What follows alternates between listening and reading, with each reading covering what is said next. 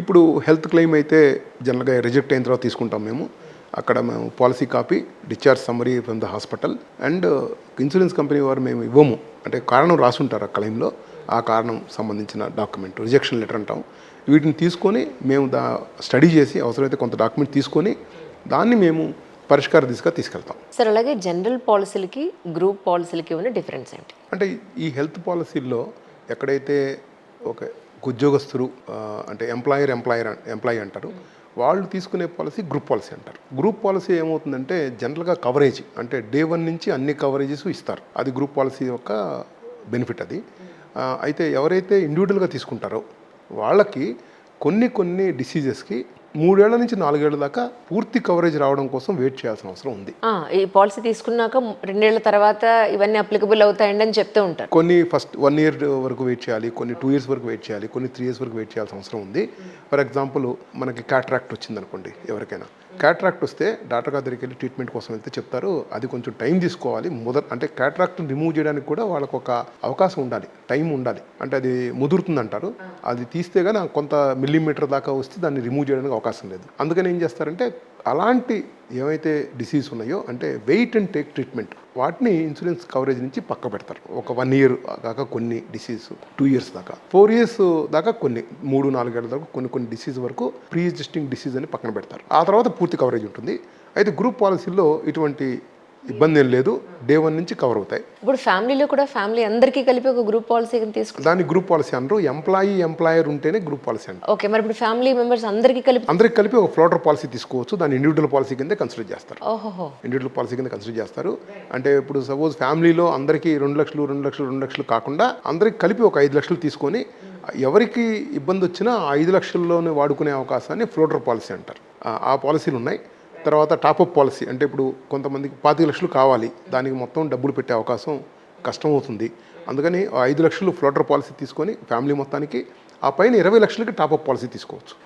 ఎప్పుడైతే 20 లక్షలు top up policy తీసుకున్నప్పుడు ఫస్ట్ 5 lakhs ఈ టాపప్ పాలసీ కవర్ అవ్వదు. అంటే మనం తీసుకున్న పాలసీ ఏం రాస్తారంటే 25 లక్షలు పాలసీ ఫస్ట్ 5 lakhs ఇవ్వము, 5 lakhs మించి వచ్చిన ఖర్చుకి ఇస్తామంటారు. అప్పుడు దాని యొక్క ప్రీమియం తక్కువ ఉంటుంది. టాపప్ పాలసీ ప్రీమియం తక్కువ అంటారు, సూపర్ టాపప్ అంటారు. దాని ప్రీమియం తక్కువ ఉంటుంది కాబట్టి ఇప్పుడు అందరూ కూడా ఏమి చేస్తున్నారంటే ఒక బేసిక్ పాలసీ ఒకటి తీసుకొని 5 లక్షలకు 10 లక్షలకు ఆ పైన సూపర్ టాపప్ వాళ్ళ యొక్క అవసరాన్ని బట్టి 20 లక్షలు 30 లక్షలు కొంతమంది 90 లక్షలు కూడా తీసుకున్న అవకాశాలు ఉన్నాయి, వాళ్ళు తీసుకుంటున్నారు. దానివల్ల రేపు ఎటువంటి ఇబ్బంది వచ్చినా ఏ హాస్పిటల్కి ఎంత కాస్ట్ అయినా కానీ అంటే ఎవరైతే 40 లక్షలు 50 లక్షలు తీసుకున్నారో అంటే వాళ్ళకి అంతవరకు ఈ 2 పాలసీలు కలిపి వాళ్ళ క్లెయిమ్ వచ్చే అవకాశం ఉంది. అంటే ఇప్పుడు ఎక్కువగా మనం చూస్తున్నాం ఏంటంటే ఒకటి బ్రెయిన్ అటాక్స్, ఒకటి క్యాన్సర్ ఒకటి, ఇవి మేజర్గా చూస్తున్నాం. ఇవి ఇన్సూరెన్స్లో కవర్ అయ్యే అవకాశం ఉంటుందా సార్? తప్పనిసరిగా కవర్ ఉంది. అంటే ఎప్పుడైతే ప్రీ ఎగ్జిస్టింగ్ కింద రాదో, ఇప్పుడు క్యాన్సర్ విషయంలో ఏం జరుగుతుందంటే ఇది ఒక సైలెంట్ డిసీజ్. చాలా వరకు ముందు అది తెలుసుకునే అవకాశం చాలా తక్కువ. మాకు కూడా వచ్చిన కేసుల్లో కొంతమందికి స్టేజ్ 3, స్టేజ్ 4లో బయటపడ్డ సందర్భాలు ఉన్నాయి. అక్కడ ఇన్సూరెన్స్ కంపెనీ మీరు దీన్ని ముందే వచ్చే అవకాశం ఉంది కాబట్టి మేము ఇవ్వము అన్న స్టాండ్ తీసుకున్నా కానీ మేము దాన్ని ఫైట్ చేసి ఆ ఇన్సూరెన్స్ క్లెయిమ్ ఇప్పించాం. ఇప్పుడు స్టేజ్ 3, స్టేజ్ 4 కానీ అది ముందే తెలిసి ముందే ఇండికేషన్ ఇచ్చి అంటే డబ్బులు రావడం ఇన్సూరెన్స్ వస్తుందా రాదా పక్కన పెడితే ఆ పేషెంట్కి కానీ వాళ్ళ ఫ్యామిలీకి కానీ వాళ్ళ బంధువులకు కానీ అది ఆశనిపాతం.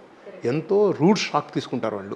అయ్యో మనకి ఇన్నాళ్ళు తెలియలేదే ఇది అని చెప్పి వాళ్ళు ఆ ఇబ్బందులో ఉంటే గ్రేట్ డిసప్పాయింట్మెంట్. దాని తోడు ఇది ఏదో మీకు ముందే ఉంది మాకు చెప్పలేదు అని ఇన్సూరెన్స్ కంపెనీ వాళ్ళు ఎగ్గొట్టడం అనేది అది మళ్ళీ కష్టమైన పని. అలాంటి వాటిని మేము తీసుకొని పరిష్కరిస్తున్నాం. ఎస్పెషల్లీ హెల్త్ పాలసీల్లో బీపీ ఉందా, షుగర్ ఉందా, అంతకుముందు మీకు ఏమేమి అన్హెల్దీ ఇవి ఉన్నాయి, సిచ్యువేషన్స్ ఉన్నాయి, ఇవన్నింటికి మీరు చెక్ చేయించుకొని అవి మాకు పోస్ట్ చేయాలండి అని చెప్తూ ఉంటారు.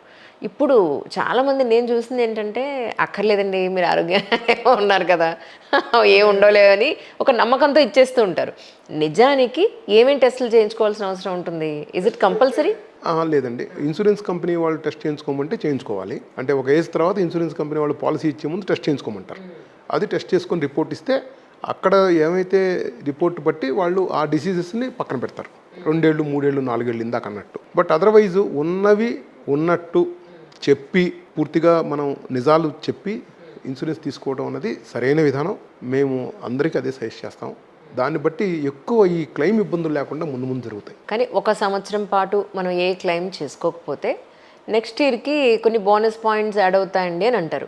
నిజానికి ఒక కస్టమర్ ఎవరైనా సరే అలా 1 ఇయర్ 2 ఇయర్స్ క్లెయిమ్ చేసుకోకపోతే ఏమన్నా మనం డిమాండ్ చేయడము లేదు అని అంటే అట్లీస్ట్ వాళ్ళకి ఏదైనా ఒక మంచి జరిగే ప్లస్ పాయింట్లో ఏదైనా కొన్ని లూప్ హోల్స్ ఉన్నాయా? లూప్ హోల్స్ లేవండి. జనరల్గా పాలసీలు రాసుంటాయి అన్నీ కూడా.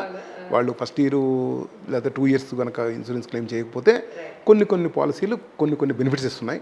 కొంతమంది నో క్లెయిమ్ బోనస్ అని ఇస్తారు, కొంతమంది సమ్ ఇన్సూర్డ్ ఎక్కువ ఇస్తారు, అట్లా ఇస్తారు తప్ప బట్ అవన్నీ జనరల్గా ఇన్సూరెన్స్ పాలసీలు రాసుంటాయి. అంతే. సో ప్లస్ అందులో మనకి హిడెన్ ఎజెండాస్ ఏముండవు. అయితే క్లెయిమ్ అయినప్పుడు ఇలా ఎక్కడైతే మీరు తీసుకున్నారో దానివల్ల అడ్వాంటేజ్ వచ్చే అవకాశం ఉంది. తెలుగా అంటే ఇన్సూరెన్స్ వాళ్ళు క్లెయిమ్స్ని ప్రధానంగా రిజెక్ట్ చేయడానికి ముఖ్య కారణాలు ఏమై ఉంటాయి సార్? అంటే కొన్ని చెప్పారు మీరు ఇందాక. ఫస్ట్ ఒకటి అనుకున్నది misunderstanding of the insurance policy coverage. So దానికి సంబంధించి ఇన్సూరెన్స్ లిటరసీ ఒకటి పెరగాలి. ఇన్సూరెన్స్ పాలసీ వచ్చినప్పుడు చదువుకునే దానిలో ఏమున్నాయి ఏమి లేవు.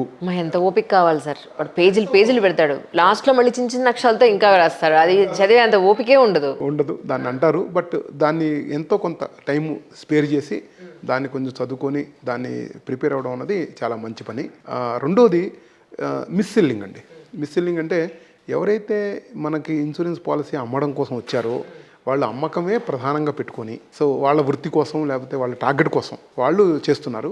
వీళ్ళకి చెప్పేదోటి పాలసీలో ఉండేదొకటి. మనకు తెలిసిన వాళ్ళే ఉంటారు, వాళ్ళంతా రిలేటివ్స్ అవ్వచ్చు, మన ఫ్రెండ్స్ అవ్వచ్చు, తెలిసిన వాళ్ళే ఇన్సూరెన్స్ పాలసీ అమ్మడానికి వస్తారు. ఆ విషయంలో కొంచెం మనం జాగ్రత్తగా ఉండి వాళ్ళకి పూర్తి నాలెడ్జ్ అవగాహన ఉందా లేదా ఓన్లీ పాలసీ అమ్మడం కోసం వచ్చారా అన్నది రెండోది. మూడోది వచ్చేసి మనం ఎప్పుడైతే హాస్పిటల్కి వెళ్ళినా లేకపోతే మోటార్ వెహికల్ రిపేర్కి వెళ్ళినా వాళ్ళని సర్వీస్ ప్రొవైడర్స్ అంటారు. అక్కడ మనకి సపోజ్ డాక్టర్ గారికి మనకి ఈ డిసీజ్ ఉందా అంటే డాక్టర్ గారు రాయరండి, కింద ఎవరో తీసుకొని రాస్తారు.